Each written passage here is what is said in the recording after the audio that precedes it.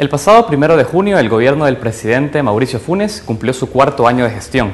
En este marco, la Fundación Salvadoreña para el Desarrollo Económico y Social FUSAES, a través de su Departamento de Estudios Políticos, realizó un análisis y valoraciones sobre estos 4 años de gobierno. En el documento, Cuarto año de gobierno del presidente Funes, apreciación general, en el cual se abordan desde una aproximación general los siguientes aspectos. 1. La base de sustentación del presidente Funes. 2. La relación ejecutivo-legislativo. Compromiso con la democracia, relación presidente con el sector privado y eficacia de la administración pública.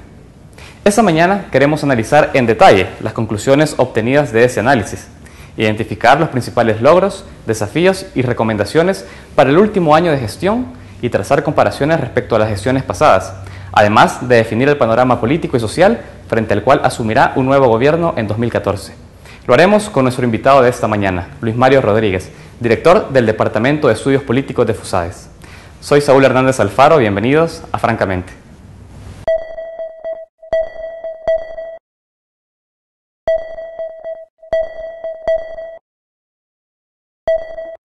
Luis Mario Rodríguez es doctor en Derecho Privado por la Universidad Autónoma de Barcelona y también por la Universidad José Matías Delgado de El Salvador.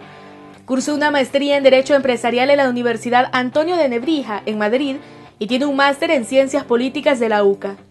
Entre 1998 y 2004 se desempeñó como director ejecutivo de la Asociación Nacional de la Empresa Privada, ANEP. Fue secretario para Asuntos Legislativos y Jurídicos de la Presidencia de la República durante el mandato de Antonio Saca y ha sido miembro del Consejo Superior del Trabajo, del Consejo de Ética Policial y de la Fundación para la Pequeña y Mediana Empresa Fundapyme. Es miembro de la Sala Legal de la Universidad Dr. José Matías Delgado y desde 2010 contribuye con FUSAES como director del Departamento de Estudios Políticos. Su nombre sonó fuerte antes de las últimas elecciones presidenciales de 2009 como precandidato por el partido Arena, pero después de un convulso proceso de elección interna, incluso renunció al COENA, del que era director ejecutivo. Hoy lo tenemos en nuestro set para realizar un balance a nivel político del actual gobierno, que recién ha iniciado su último año de mandato. Será una conversación en la que, no tenemos duda, hablaremos francamente. Bienvenidos a Francamente, hoy es martes 18 de junio de 2013, con un leve retraso, pero queremos felicitar a los padres que el día de ayer estuvieron celebrando su día. Queremos también saludar a todos ustedes que nos ven desde muy temprano, que están pendientes de este espacio de entrevista, tanto en sus casas también como desde la comodidad de sus computadoras a través de la web en www.tvx.com.sb. Los invitamos desde este momento a participar de la entrevista, a enviarnos sus sugerencias, sus comentarios a través de las redes sociales, en Facebook en francamente.tvx y en Twitter en @francamentetvx.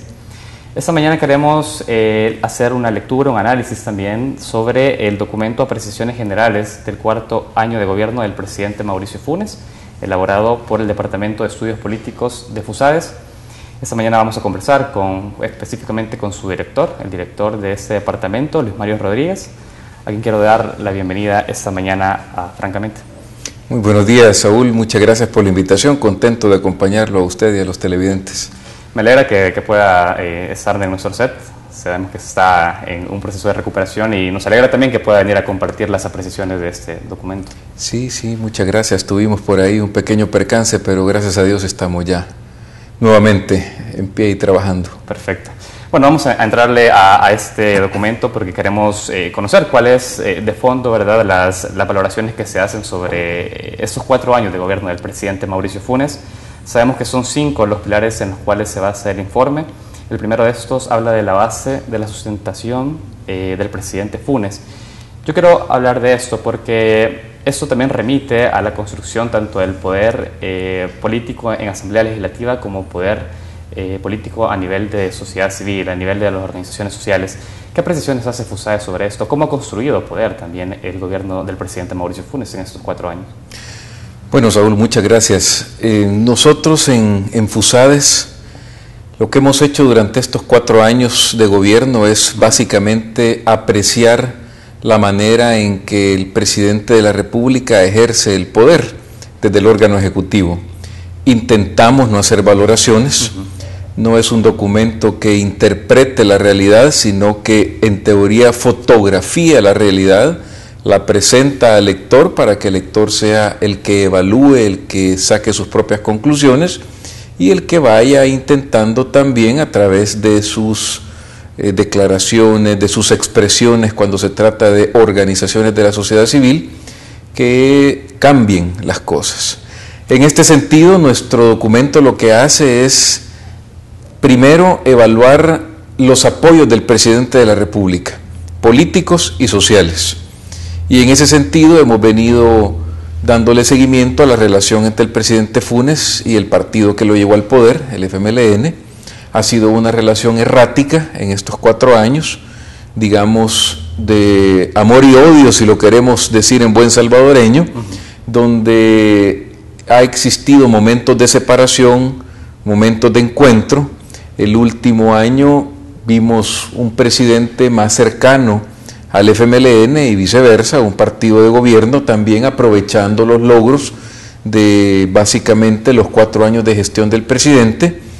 Fue un viraje porque en el tercer año se mostró una lejanía entre ambos sectores, pero ahora a partir del inicio de la precampaña electoral hubo ahí entonces un encuentro interesante que lo pudimos obtener de las declaraciones públicas tanto del presidente como del FMLN. En materia social vimos una sustitución de la base del presidente con 2 nuevos movimientos sociales importantes que fueron presentados en la Feria Internacional donde el presidente fue invitado y que creemos que le dieron al presidente también una base importante para dar a conocer los cambios que se han tenido. Estamos hablando del movimiento campesino salvadoreño y de un movimiento de profundización y mantenimiento de los cambios, ¿verdad?, que el gobierno ha venido haciendo durante estos años. Muy bien, me llama la atención el primer aspecto porque hablamos de la relación entre el partido que llevó al gobierno al presidente Funes y bueno, el presidente mismo. Ha sido una relación errática, dice usted. ¿Podríamos denominarlo también como un presidente que a lo largo de 4 años no ha tenido un partido? Vaya, el presidente ha sido muy consecuente en no participar en todos aquellos actos del partido que lo pudieran a él presentar como un hombre partidista.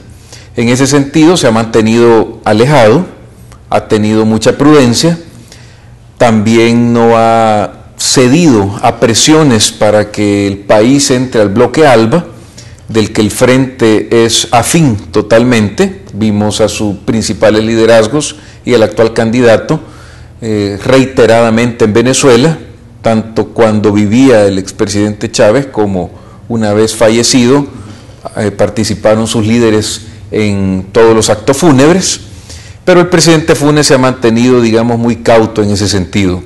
Ahora, no puede afirmarse que el presidente no ha tenido apoyo del FMLN.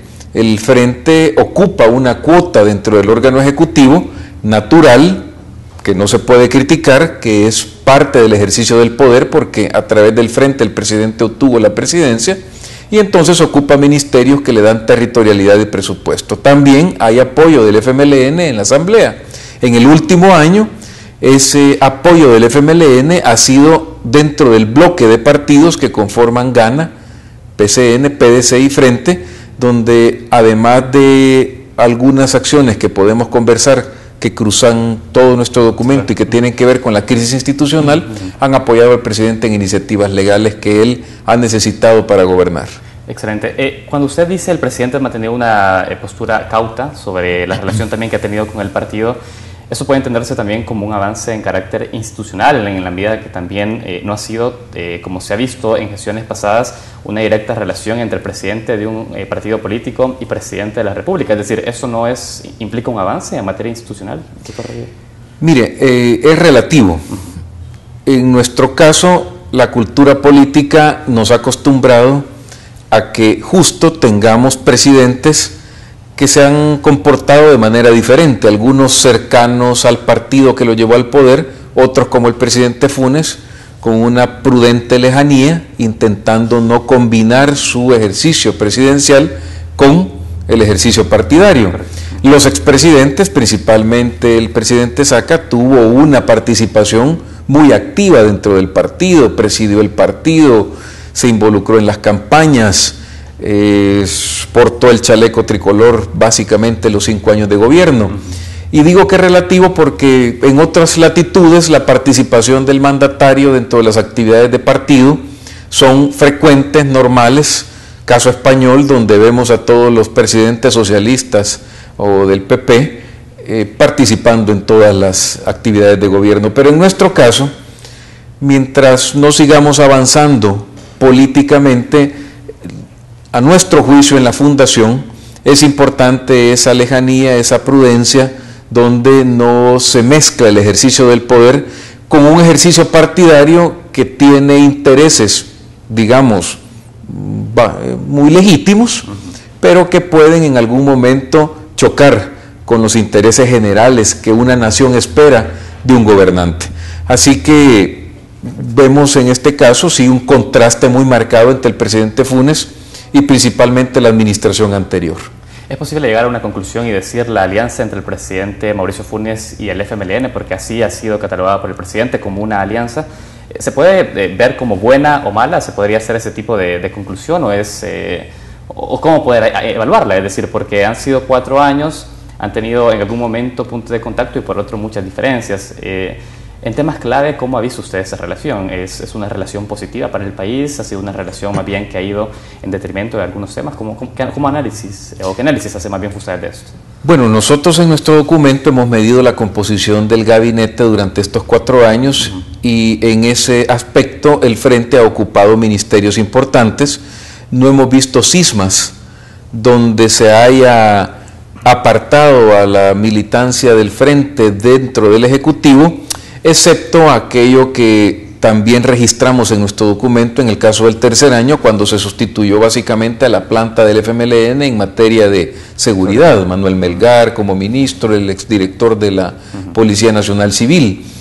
Pero en el resto de carteras, gobernación, el tema de salud pública, el Ministerio de Obras Públicas, hemos visto en esas carteras importantes la participación del FMLN.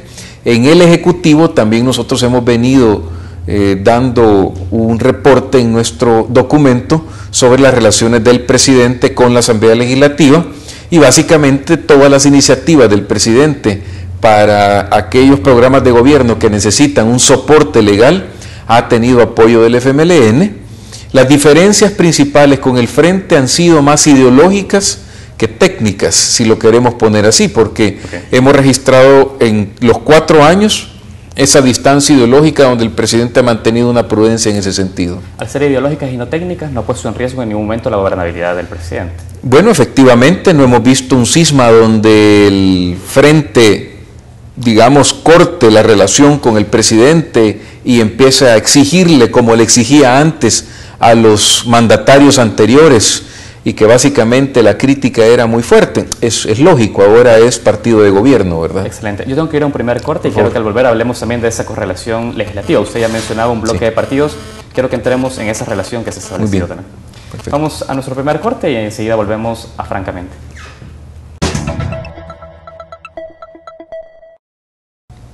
Continuamos en Francamente. Esta mañana conversamos con el doctor Luis Mario Rodríguez, él es director del Departamento de Estudios Políticos de FUSAES. Esta mañana hacemos un análisis sobre el documento del 4º año de gobierno del presidente Mauricio Funes, apreciaciones generales. Hablábamos antes de ir al corte sobre esta construcción de poder al interior también a nivel político. Hablamos de la correlación legislativa, que es un tema que me interesa abordar con usted en este momento. ¿Cómo ha visto esa construcción? Porque algunos han dicho que ha sido sustentada en base a compra de voluntades, otros han dicho que hay intereses que exceden también los políticos detrás de esa relación. ¿Qué balance hace o análisis más bien realiza FUSAES en torno a esa construcción con ese bloque de partidos GANA, PDC y PCN? Bueno, nosotros habíamos venido analizando durante los 3 años anteriores una relación dentro del órgano ejecutivo y legislativo normal, digámoslo así, donde el balance de poder era muy claro, aprobándose leyes que el presidente presentaba, y dentro del órgano legislativo respetando la institucionalidad. Sin embargo, el último año y medio y principalmente el 4º año de gobierno, nosotros hemos registrado una relación de este bloque de partidos en contra de la institucionalidad democrática. Ya sabemos todos lo que ha ocurrido con el rechazo a las sentencias de la Sala de lo Constitucional por parte del bloque de partidos integrado por el Frente, el PDC, PCN y Gana, y esa relación lamentablemente también afectó al presidente de la República, porque no solo se dio esa relación normal donde el presidente presenta iniciativas y los partidos le aprueban estas iniciativas para que el presidente pueda gobernar. También el bloque presentó y aprobó iniciativas legales que de alguna manera disminuyeron las facultades, debilitaron a la Sala de lo Constitucional, la tuvieron amenazada constantemente por las sentencias que fue emitiendo la Sala, que de acuerdo a los partidos afectaba sus intereses y probablemente de acuerdo al Ejecutivo también afectó intereses de este órgano de Estado, y por tanto el presidente, junto con el bloque de partidos, realizó una serie de acciones que hay constancia en el documento, y además la vida pública lo puso también en pantalla y en los medios, donde se fueron aprobando decretos legislativos que el presidente básicamente aprobaba de manera express, rechazaba publicaciones de sentencias de la Sala de lo Constitucional, daba declaraciones en contra de la Sala, y eso hizo que el presidente también tuviera un deterioro en la imagen en materia de compromiso con la democracia. Doctor, me gustaría que pueda hacer énfasis en cuáles fueron esas acciones de carácter legal que llevaron. Usted ha dicho, el bloque propuso una serie de acciones que finalmente coartaron, si se quiere, también el trabajo de la Sala. Ha hecho también rechazos por parte del presidente de la República sobre algunas de las sentencias. Quiero conocerlo porque hasta el momento, y lo que hace conocido por lo menos a voz pública, es el presidente de la República ha cumplido con cada una de las sentencias de la Sala. Pero por ahí usted nos explica a cuáles se refiere específicamente, o cuáles específicamente de ese bloque, ¿no? Las sentencias que de alguna manera hicieron que tanto la Asamblea Legislativa como el presidente actuaran de manera conjunta en contra de la institucionalidad tienen que ver con la reforma electoral, todo el tema del voto por bandera, tienen que ver con la transferencia de presupuesto de un ministerio a otro que antes se hacía sin aprobación legislativa y ahora tiene que pasar a la Asamblea Legislativa, principalmente cuando un ministerio no desarrolla o ejecuta su presupuesto y esa plata se va a casa presidencial. Ahora no se puede ir automáticamente, sino que por disposición de la Sala de lo Constitucional tiene que aprobarse en la Asamblea. Pero eso se está aplicando ahora. Se está aplicando, por poner esos ejemplos que hicieron que de alguna manera, insisto, actuara la Asamblea junto con el presidente en contra de la Sala de la siguiente forma. Esto empieza ni siquiera en el cuarto año, sino que desde el tercer año, con la aprobación del decreto legislativo 743 por todos los partidos políticos.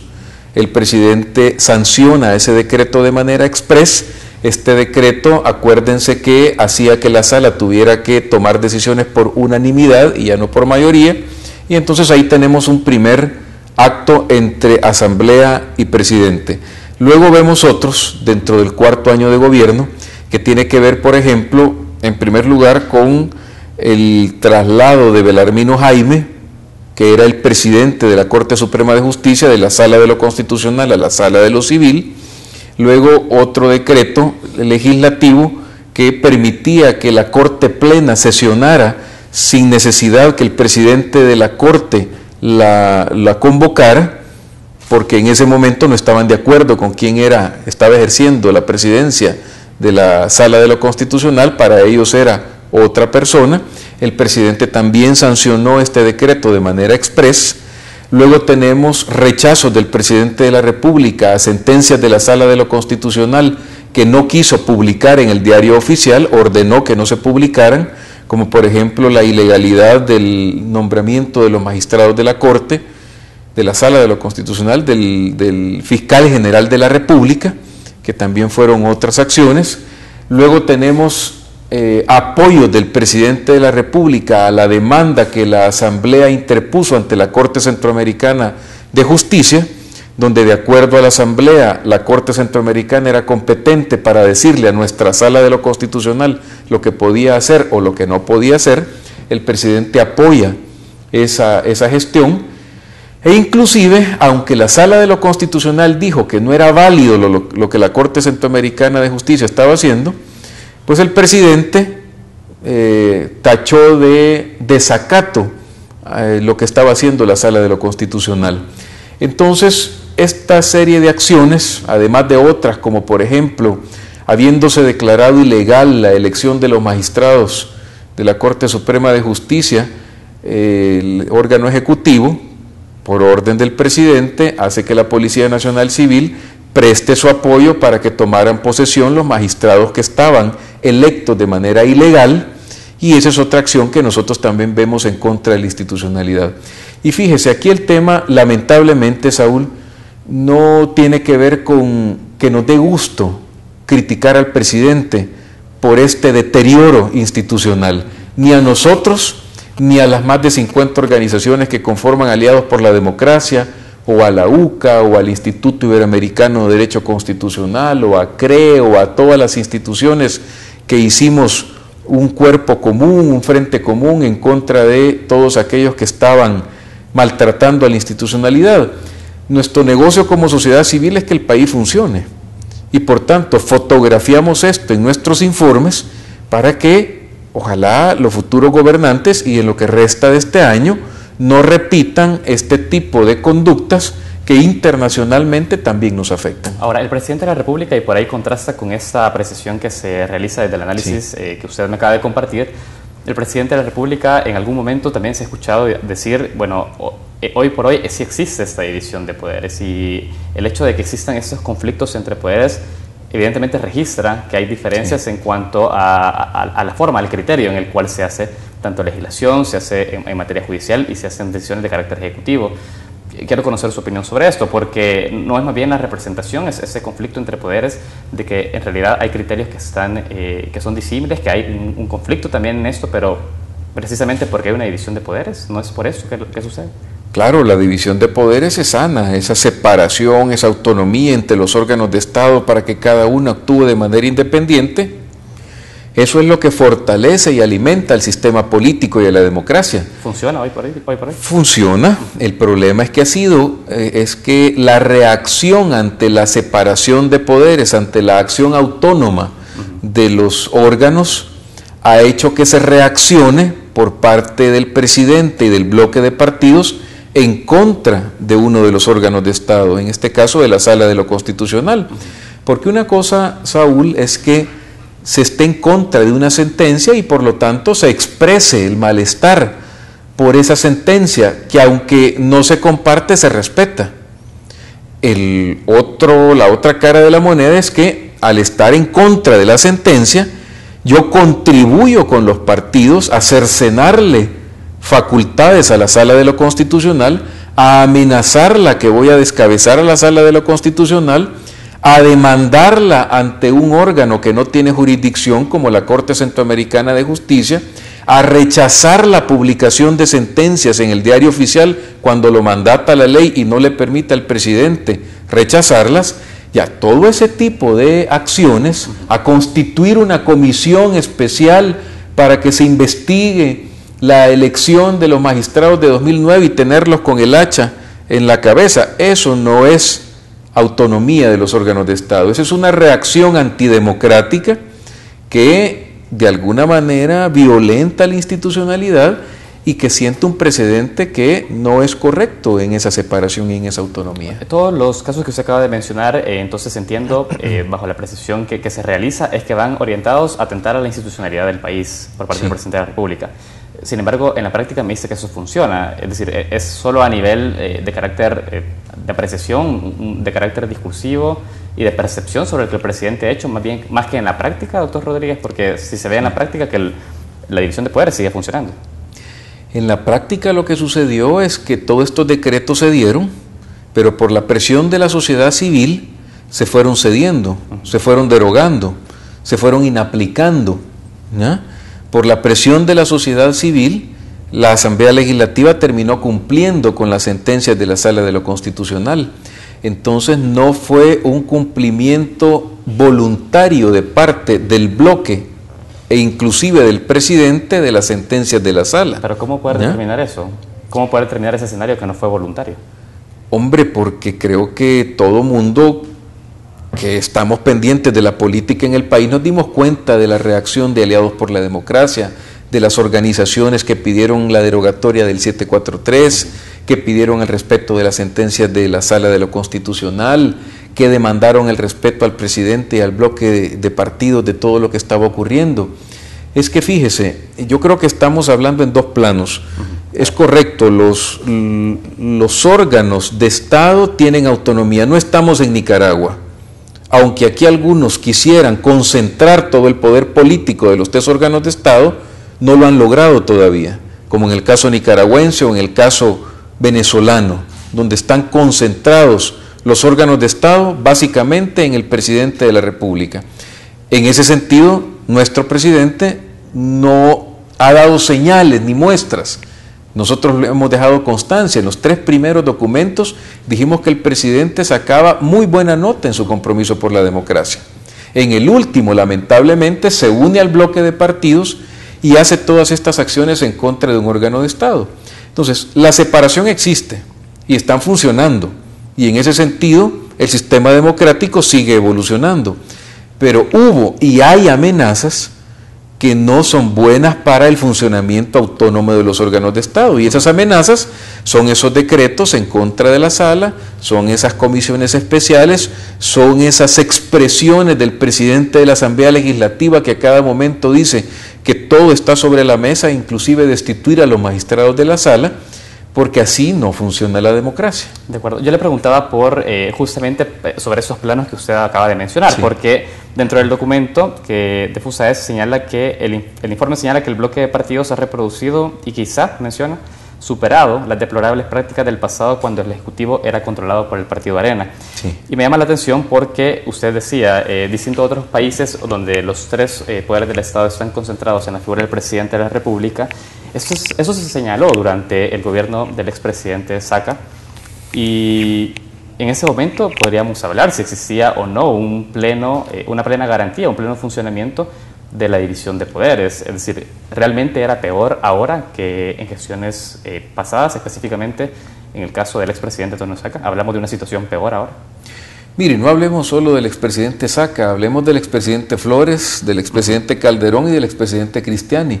La práctica de tomarse las instituciones a través de representantes partidarios ha venido lamentablemente en los últimos 24 años. Quiero hacer énfasis porque se señala que quizás pudo haber sido peor que lo anterior. Quiero que haga énfasis. Claro, entonces, esa práctica de elegir representantes partidarios en las instituciones, que 24 años, 22 años después del acuerdo de paz, hace que estemos con instituciones que lamentablemente tienen déficits importantes, ha hecho entonces que venga esa práctica profundizándose.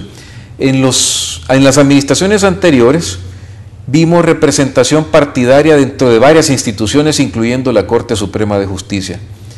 Ahora vemos representación partidaria dentro de las instituciones, incluyendo a la Corte Suprema de Justicia, pero además vemos acciones, hablemos así, abiertas, descaradas, ¿ya?, interpretando la Constitución, en el caso del bloque de partidos y del presidente, como que si fuera su atribución, cuando esa atribución es la de la Sala de lo Constitucional, aprobando decretos legislativos en contra de la Sala de lo Constitucional, demandándose un órgano al otro ante la Corte Centroamericana de Justicia, y respetando la inaplicabilidad que la Sala de lo Constitucional ha hecho de sentencias. Cuando ha dicho que no es aplicable una sentencia, no le importa a la Asamblea Legislativa.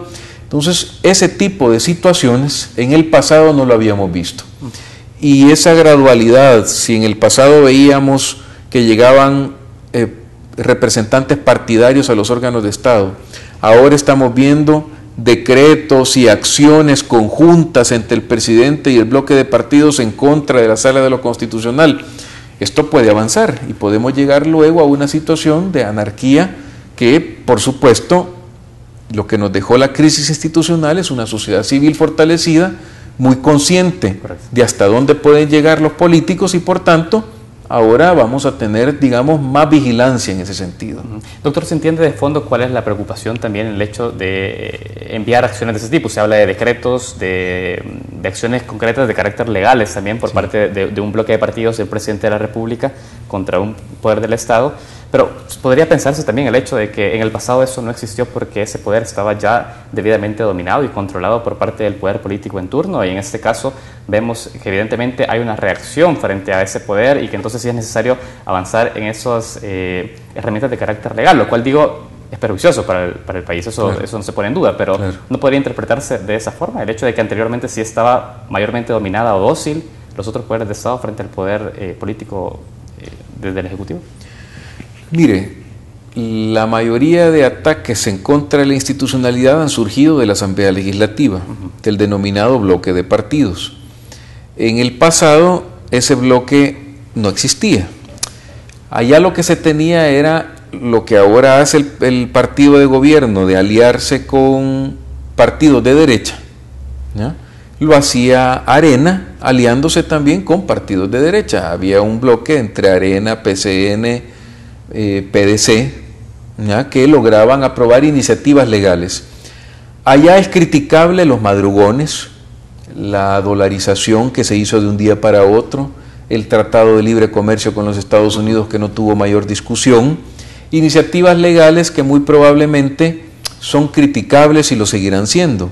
El problema es que ahora ese bloque que existe y que es legítimo, esas mayorías son legítimas cuando se conforman en la Asamblea, eso pues no se critica, es que están siendo utilizadas no tanto para este tipo de situaciones que aunque son criticables, al fin y al cabo no afectaban, entre comillas, la institucionalidad.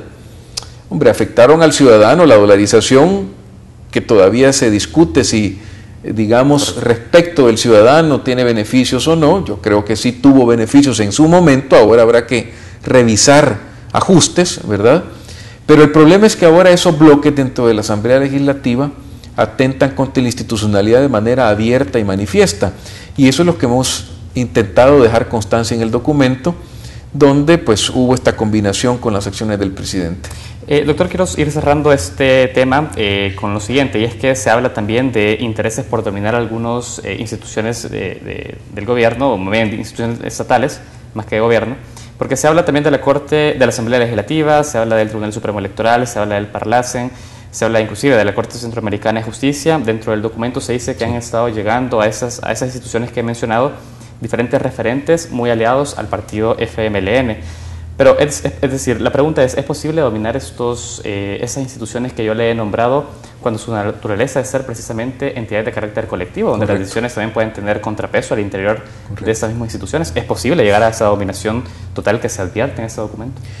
Sí es posible llegar, aunque el documento aclara que no se ha llegado, que son actos orientados a el control partidario de las instituciones públicas, ¿verdad?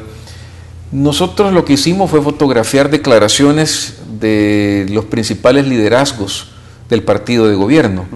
Cuando Roberto Lorenzana dice, ya tenemos la presidencia de la República, la presidencia del órgano legislativo, la presidencia del Parlamento Centroamericano, la presidencia del Tribunal Supremo Electoral, y vamos por más, porque sabemos que el poder político es la única manera de transformar este país, preocupa, ¿ya? Ahora, nosotros decimos en el documento que efectivamente, y hacemos un cuadro, todas las presidencias de distintos órganos que tienen, bendito sea Dios, son colegiados, como usted lo acaba de recordar. Eso significa que no solo el presidente decide dentro de esas instituciones, sino que hay otros integrantes que responden o a otras ideologías o a criterios técnicos que permiten balancear el poder. Entonces, nuestra advertencia dentro del documento es que ojalá eso se mantenga así, con poderes balanceados para que la institucionalidad continúe funcionando y que a la cabeza de las instituciones no lleguen militantes de partidos, como ha ocurrido en las últimas décadas, sino que lleguen personas que, aunque tengan una participación en política, no sea en política partidista, en las cúpulas, etcétera, sino pues probada práctica profesional a donde van a llegar a dirigir. Excelente, yo tengo que ir a un nuevo corte y vamos a ir cerrando con un par de preguntitas más sobre esto. y meternos también a la relación del presidente con el sector privado, que también es uno de los aspectos que está contemplado en el documento. Gracias. Vamos a un nuevo corte y enseguida volvemos a Francamente. Continuamos en Francamente. Estamos hablando entonces de la relación y la construcción del poder que ha hecho a nivel político en la Asamblea Legislativa el presidente Funes. Ya usted ha mencionado algunos aspectos, yo quiero incorporar otro para ir entendiendo todo el mapa político. Y es también las disidencias que existieron en el Partido Arena dentro de este marco, dentro de esos 4 años de gobierno del presidente Funes, y conocer en qué medida eso también terminó de equilibrar por ahí una balanza que favoreció a la gobernabilidad del presidente Funes. Sí. ¿Cómo pudo o qué impactos tuvo también el hecho de estas disidencias? ¿Cómo las analiza Fusaes también en el marco de la gestión del presidente Funes? Bueno, nosotros le hemos dado seguimiento al tema del transfugismo desde que se conformó el nuevo partido Gana. Publicamos boletines donde dimos a conocer, dado que es un fenómeno que si bien se venía presentando, no se había dado de la manera masiva en que lo tuvimos a partir de 2010, en los boletines nos interesaba generar cultura política acerca de cómo se maneja el transfugismo en otros países en América Latina. Y particularmente en El Salvador, dimos seguimiento de cómo ese transfugismo fue permitiendo el nacimiento de otros partidos que fueron sumándose a las mayorías que necesitaba o el FMLN o el presidente para la aprobación de leyes, préstamos internacionales o elección de funcionarios. Así que no cabe duda que cuando un partido, y principalmente el principal partido de oposición política, pierde diputados, esos se tienen que sumar a alguien. Y efectivamente se sumaron, en este caso, a las iniciativas que el presidente necesita o que el frente necesitaba. Creemos que es un tema que está sobre la mesa, que tiene que debatirse, su tratamiento. No hay en América Latina una manera homogénea de tratarlo, si reformando la Constitución para prohibirlo, si haciendo que pierda su cargo el curul aquel diputado que se va y decide irse, si penalizándolo, en fin, en ese sentido no hay solución alguna, porque la Constitución en este momento lo que dice es que una vez electos los diputados no representan a nadie, sino que al pueblo entero, y por lo tanto podrían convertirse en independientes. La duda es si no se convierten en independientes, sino que se van y conforman otro partido político, ¿verdad? Pero específicamente con su pregunta, no cabe duda que todo el tema del transfugismo contribuyó a que el presidente tuviera mayorías. Y en ese sentido, es decir, ¿este es un balance positivo o es una cuestión que está ahí en el escenario, pero no se puede decir si fue o perjudicó o favoreció? ¿Cómo entenderlo también a nivel de percepción ciudadana? Es decir, ¿los ciudadanos cómo pueden entender esto respecto al gobierno del presidente Funes? ¿Favoreció?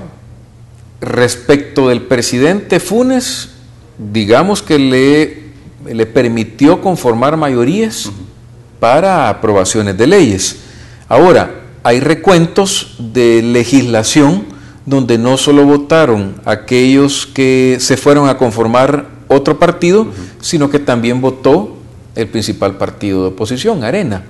Entonces, el presidente en ese sentido logró armonizar tanto a, digamos, los partidos que lo apoyan, como a la oposición política, Arena. Donde le favoreció más al presidente fue en el tema de las mayorías calificadas, los préstamos que necesitan 56 votos. Ahí la oposición política no lo ha apoyado porque hay argumentaciones acerca del endeudamiento público y por lo tanto ahí sí hubo un favorecimiento más al presidente. Respecto del ciudadano, la discusión está si se ha burlado o no su voluntad cuando eligen a ese diputado por un partido político y ese diputado decide marcharse y formar otro partido político. Esa discusión si está sobre la mesa acerca de si se ha burlado la voluntad o no se ha burlado y cuántos votos representaba ese diputado en ese partido político específico. Perfecto. El documento no contempla esa forma de construir esa alianza, no lo dice en ningún momento, pero me gustaría conocer su opinión sobre esto, porque algunos han señalado, inclusive hablan de compra de voluntades. ¿Cómo pueden entender también el hecho de la conformación misma de un partido Gana luego que en elecciones legislativas logra tener una cantidad de diputados nada despreciable en la Asamblea Legislativa y posteriormente estas disidencias. Es decir, ¿cree que fue una forma de construir poder o fue el surgimiento de alianzas casuales? Es decir, que surgen justamente en el marco de este gobierno. ¿Cómo lo aprecia usted esto? Bien, para construir alianzas, digamos que no era necesario que se presentara el transfugismo en el país.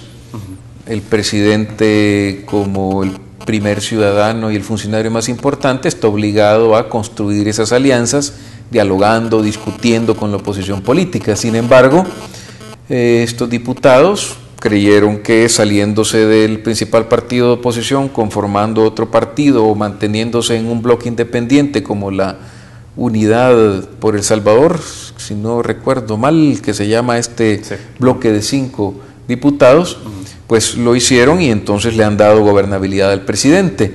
El tema de por qué se van de un partido, pues es complejo. Pueden irse precisamente porque ya no coinciden con el ideario de ese partido, porque creen que deben conformar uno nuevo, o por otras razones que pues públicamente se ha dicho ahí que pueden estar al margen de la ley. Eso ya no compete a un centro de pensamiento como el nuestro. Nosotros sí decimos que la debilidad institucional que existe en el país impide que se investigue a fondo aquellas denuncias públicas que se hacen por los mismos partidos sobre las razones que han tenido algunos para dejar ese instituto político. Y eso debería ser investigado por las instituciones. Ahí nos remitimos a las investigaciones que hagan entonces estas entidades. Creemos que sí debe estar sobre la mesa un debate amplio, ojalá muy técnico, sobre cómo tratar este tema de las disidencias, de las conformaciones de nuevos partidos por los que la gente no ha votado. En fin, el caso de Ghana es, digamos, un caso de estudio porque antes de participar en las elecciones de marzo de 2012, pues eran una fracción, un grupo parlamentario porque la gente no había votado.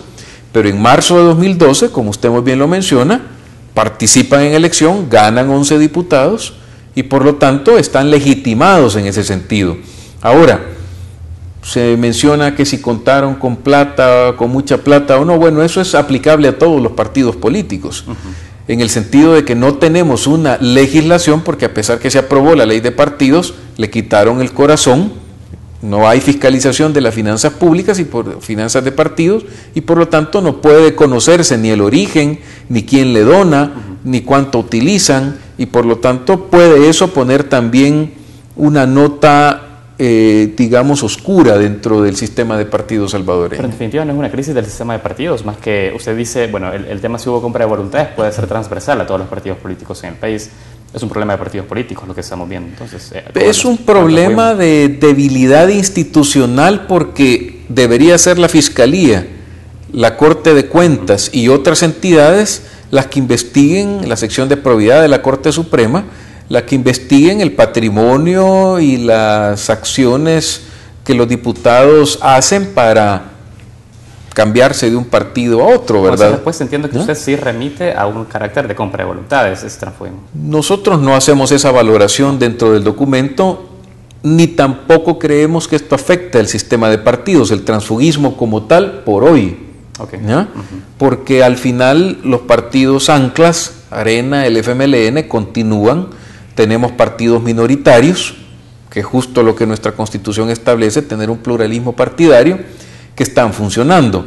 Ahora, insistimos en que la institucionalidad debe funcionar para que quede totalmente claro que esa salida de un diputado de un partido no responde a cuestiones ilícitas. Tengo que referirme ahora también a la construcción con otros sectores políticos y sociales. Hablo específicamente, usted hablaba de movimientos sociales. En un inicio se llamó Amigos de Mauricio Funes, sí. Posteriormente vemos, usted ya lo ha mencionado, a un grupo llamado Unidad Nacional por la Defensa y Profundización de los Cambios. Eso.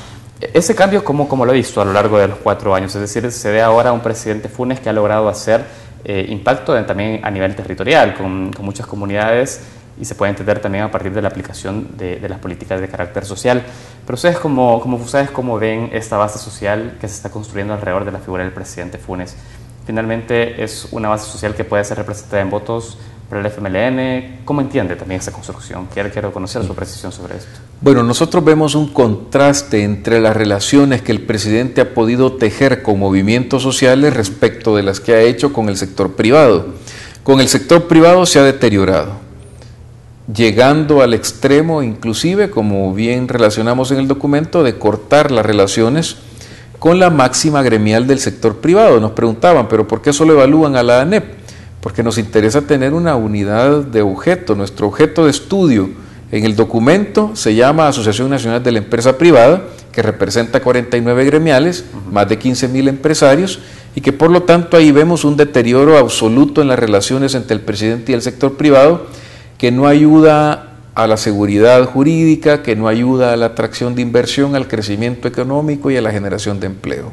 En contraste con eso, que es muy preocupante, tenemos la construcción de alianzas importantes con movimientos sociales y campesinos, producto de programas sociales que hemos evaluado positivamente en el documento, que han cumplido metas, que han básicamente contribuido a que mucha gente tenga apoyo, ¿verdad? Hablamos de comunidades solidarias rurales, hablamos de Ciudad Mujer, hablamos del programa PATI, que es el programa de asistencia temporal del ingreso, que ha cumplido sus metas y que nosotros evaluamos positivamente y que por lo tanto, bueno, los ciudadanos al interior del país que se han visto beneficiados están apoyando y quieren que esto se mantenga.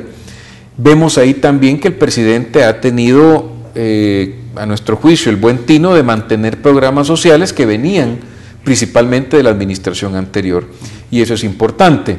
Nuestra crítica en ese aspecto social es que no se ha medido el impacto aún, porque tenemos que ver que esos programas no sean meros programas de asistencialismo social, sino que políticas públicas que permanezcan en el tiempo, que tengan sostenibilidad financiera y que impacten en materia de reducción de la pobreza. Yo le preguntaba también por esa base que se está construyendo, porque en definitiva cuando hablamos de un presidente que no está ligado directamente a un partido político, es una base social que está ahí, y es decir, también hay un contexto electoral y son actores que tendrán que tener alguna participación electoral en algún momento. Es decir, es una base que está aislada, que está dispersa, es decir, que no tiene una representación política, esa base que se ha construido alrededor del presidente Funes, doctor Rodríguez. En nuestro documento lo que decimos es que es una base social importante y citamos declaraciones del presidente donde él les ha dicho que tienen que en algún momento orientar su apoyo a alguna entidad política, me refiero a algún partido, algún candidato que les garantice que los cambios que él inició se van a mantener. Entonces, hombre, ahí hay orientaciones, digamos, no expresas, sino que de manera implícita. El presidente en ese sentido se ha cuidado. En el documento nosotros decimos que el presidente, como el hombre que maneja al Estado, debería permanecer independiente de los partidos en la campaña política y que, claro, estos movimientos, si a alguien apoyan, pueden beneficiarlo, pero ojalá que no sea por inducción del presidente de la República. Hacen también al presidente de la República un socio estratégico para cualquier partido político, es decir, el hecho de que saben que cuenta con una base social ya definida, de que un partido político pueda acercarse al presidente y solicitar esto. ¿No puede entenderse también una alianza, una especie de construcción de poder por parte del presidente a la hora de negociar en el contexto electoral? Bueno, no cabe duda que un apoyo de estos movimientos a alguno de los partidos políticos sí le puede dar un respaldo importante, sobre todo ahora que vemos una pre-campaña electoral que nos lleva muy probablemente a un resultado que va a ser muy cerrado y que, bueno, solo en la feria creo que juntó 50.000 personas el presidente, y si la diferencia entre el mismo presidente Funes y Rodrigo Ávila fueron de 60 y pico mil, por supuesto que puede haber aquí un apoyo importante. Aquí el llamado es a la neutralidad del presidente de la República en materia electoral. Ok. Doctor Rodríguez, quiero meterme también en la relación, usted ya lo mencionó al inicio de su intervención, entre el presidente de la República y el sector privado. Hablemos de eso, porque usted decía nuestro actor definido también para poder tener un interlocutor, una contraparte del presidente ha sido la ANEP. Así es. En ese sentido se ha señalado que la ANEP no representa precisamente al sector privado en el país, y también se ha señalado que la ANEP en algunas ocasiones, y el presidente de la República mismo ha dicho, está haciendo política partidaria. Sí. Es decir, usted dice es preocupante también la relación establecida entre ANEP y el presidente, pero no también responde al hecho que se contraponen dos posturas también políticas y partidarias en este contexto, distinto a lo que pudo pasar con otros sectores empresariales en el país. Sí. Es decir, ¿no hay otras cuestiones de fondo de carácter político acá también entrando en esa pugna? A ver, el crecimiento económico de El Salvador lamentablemente es el menor de Centroamérica, si no queremos ir al continente. Somos los que menor o los que menos inversión extranjera hemos recibido en el continente, aquí sí latinoamericano, ¿ya? Todos nuestros índices de competitividad se vinieron a pique. La facilidad para hacer negocios, el índice de competitividad, el doing business, todo lo que refleja el Banco Mundial. Entonces, en función de eso, cualquiera que represente al sector empresarial, obviamente se preocupa, critica y le pide al gobernante apertura para que esas cifras cambien. Ahora, pero el tema de la inversión extranjera directa también es un problema no endémico de este gobierno, ha sido una cuestión que se ha traído a lo largo de los años. Sí, por supuesto, pero digamos que si alguien gobierna al país, no tiene que estar viendo para atrás y decir que como no hubo inversión en el pasado, tampoco voy yo a fomentar que haya inversión ahora. No, claro, pero hay que entender, o sea, lo menciono para poder entender también ese contexto del entorno económico favorable que puede generar un presidente de la República, es decir, claro. se generó en el pasado, entiendo, bajo ese análisis. Bueno, en el pasado El Salvador fue el país más libre de América Latina junto con Chile. Todos nuestros índices de competitividad arriba, en todas las clasificadoras de riesgo estuvimos como país atractivo para la inversión. Ahora todas las clasificadoras de riesgo nos bajaron, ya no somos atractivos para la inversión extranjera. Y yo le estaba elaborando esto para que entendiéramos, porque el documento lo hace, por qué el sector privado reacciona de la manera en que reacciona. Ahora, las posturas del presidente de la ANEP y la crítica que el presidente u otros actores le hacen de que si él está politizado o no, a nosotros como fundación, pues ese tema no entramos a ese análisis, ¿verdad? Ellos sabrán la manera en que están conduciéndose. Creemos que tanto el liderazgo político como el liderazgo empresarial deberían mostrar apertura, madurez para sentarse y hacer que estos índices que estábamos mencionando cambien positivamente, porque así se genera empleo y se disminuye la pobreza. Pero lo que hemos visto es lo contrario.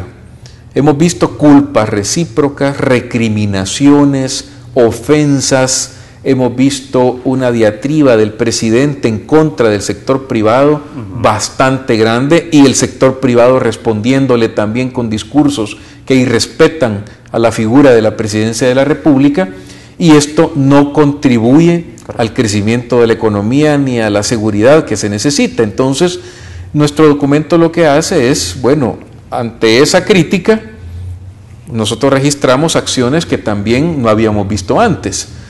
Todos los cambios que se hicieron a las leyes autónomas para evitar que representantes del sector privado llegaran a estas entidades, o bueno, la crisis institucional que motivó a que se fueran del Consejo Económico y Social representantes de la ANEP.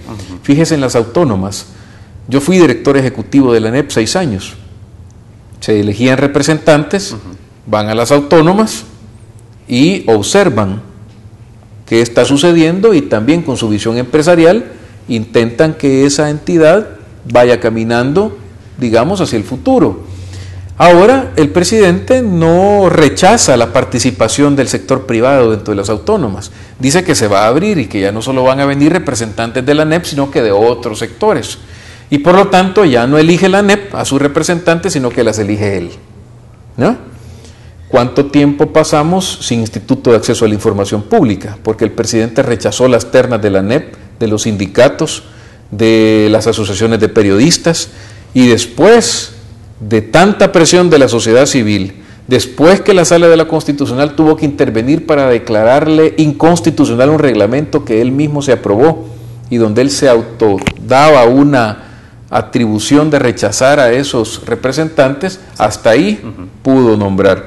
Lo que tememos ahora es que entonces nombre pues representantes que probablemente no tengan un ojo crítico dentro de las instituciones autónomas con todas las acciones que estas autónomas hacen en beneficio del país. Entonces, todas estas situaciones fueron deteriorando esa relación. Ojalá en este último año se recompongan y le dejen al próximo gobernante una calle ya, digamos, abierta para el diálogo, porque el próximo gobernante o se sienta dentro de la gran estrategia de diálogo o le explota el polvorín que tenemos en materia de endeudamiento público, en materia de crecimiento económico, en materia de inseguridad ciudadana.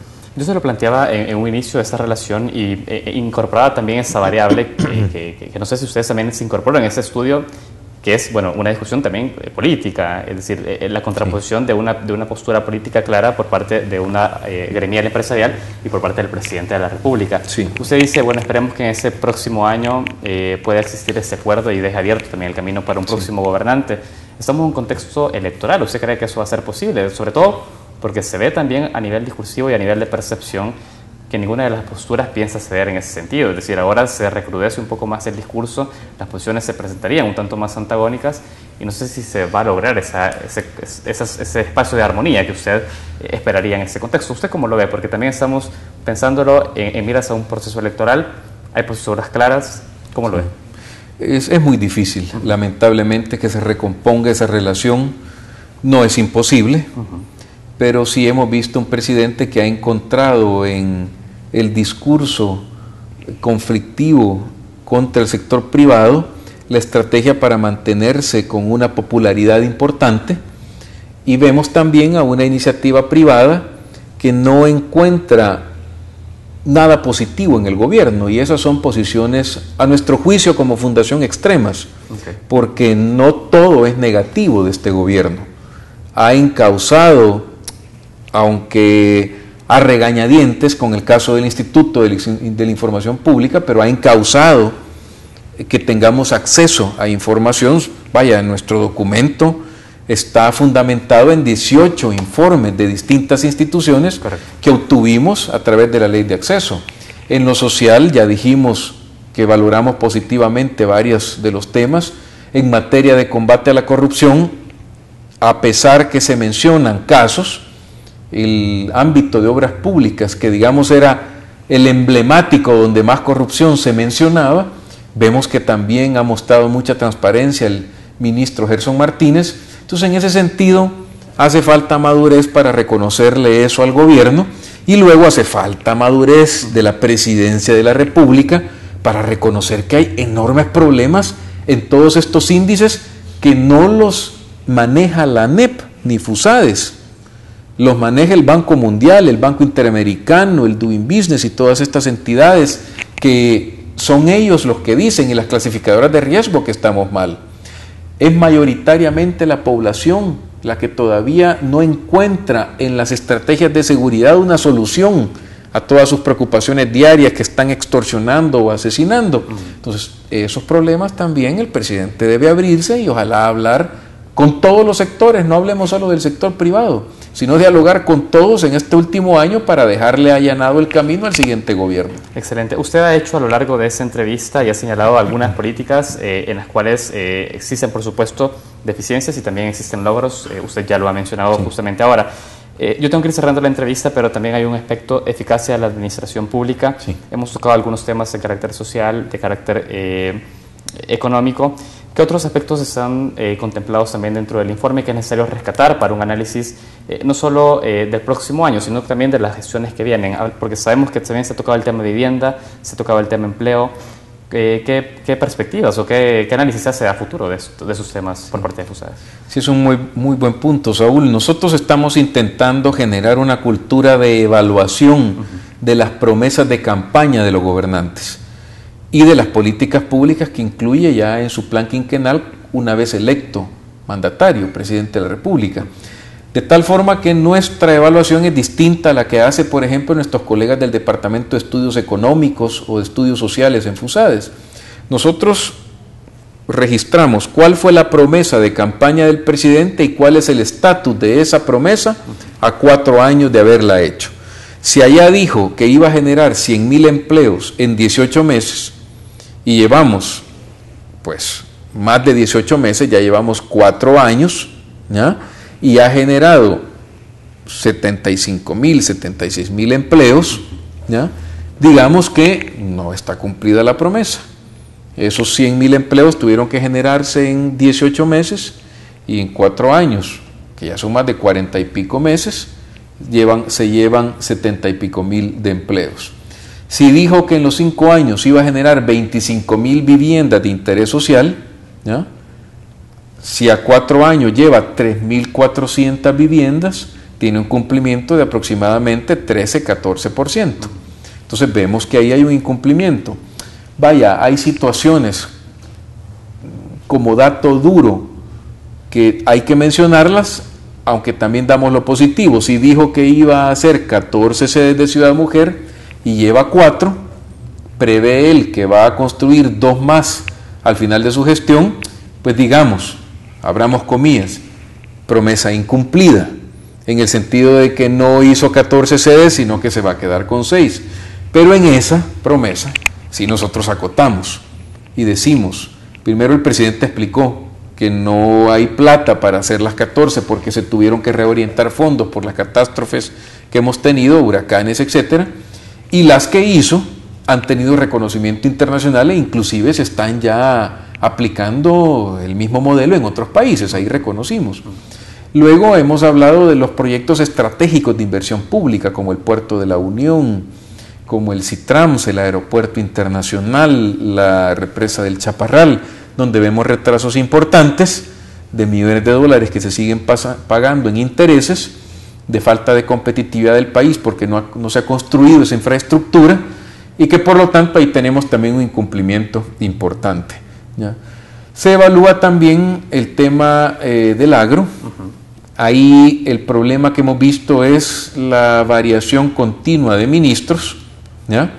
Que probablemente ha sido uno de los temas que ha afectado y que a pesar que la entrega de paquetes agrícolas se ha continuado dando y que es una práctica que venía del gobierno anterior, una política, pues no vemos que eso haya impactado, por lo menos de acuerdo al análisis que hacen los especialistas en materia del agro, ¿verdad?, en FUSADES. De acuerdo, es decir, entonces podemos hablar de un balance. ¿En qué términos?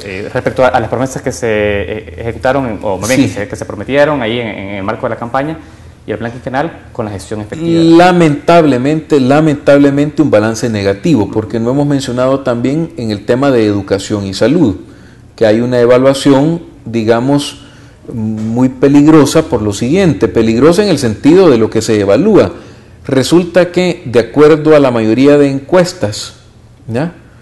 Prensa Gráfica, el diario de hoy, el país está peor en la mayoría de áreas. Esto no es privativo del presidente Funes, así sale casi siempre en todas las evaluaciones, pero en materia de educación dicen que 40 y pico % de la gente, creo que no me acuerdo si el de la prensa o el diario, dice que está mucho mejor. Pero se está evaluando a la educación por la entrega de zapatos, útiles y uniformes. Y no se le evalúa por la infraestructura escolar, por la calidad de la educación, por la preparación de los maestros, y eso es peligroso. En materia de salud también hemos evaluado esa área por el tema de los ECOs especializados que están en los municipios, donde de acuerdo a los años que llevamos de gobierno no se han cumplido las metas. Perfecto. El ámbito social sí hay una evaluación positiva. No obstante, no hay evaluación de impacto, ni tampoco hay un estudio que nos diga que esos programas son sostenibles financieramente en el tiempo. Para eso habrá que luego ir a evaluar el tema de gastos, el tema de reforma fiscal, que tampoco se logró hacer una gran reforma fiscal. Tengo que ir cerrando la entrevista. Entiendo que tampoco el documento tiene un fin de carácter recomendativo, más bien hacer un análisis de cómo está la situación actual, pero en este próximo año que queda, ya para ir cerrando, ¿qué balance o qué análisis o qué recomendación podría hacer FUSADES para el presidente Mauricio Funes en ese marco de un año que queda ya de gestión? Bueno, el diálogo es fundamental, Saúl, en los temas que hayamos mencionado a lo largo de la entrevista, en seguridad pública, en generación de empleo. Ya eso es fundamental.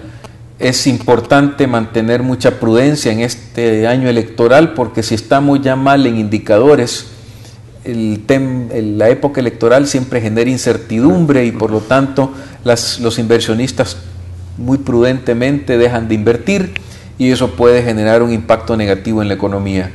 Luego hay que incluir también en esto el asocio para el crecimiento, que es importante que lo apoyemos todos, el Fomilenio 2, que también este gobierno lo deje muy encaminado para que en el próximo ojalá tengamos esas herramientas y ojalá también corregir la ley de asocio público-privado que tiene 3 o 4 situaciones que básicamente hacen que esa ley sea inaplicable y que dejaría al próximo gobernante sin un instrumento importante. De acuerdo. Tendremos espacios seguramente para poder discutir más en detalle específicamente esa ley y otros aspectos que usted ha mencionado. Nosotros desde acá también seguiremos siendo muy vigilantes también de lo que sucede a ese nivel, al nivel también de la gestión del presidente.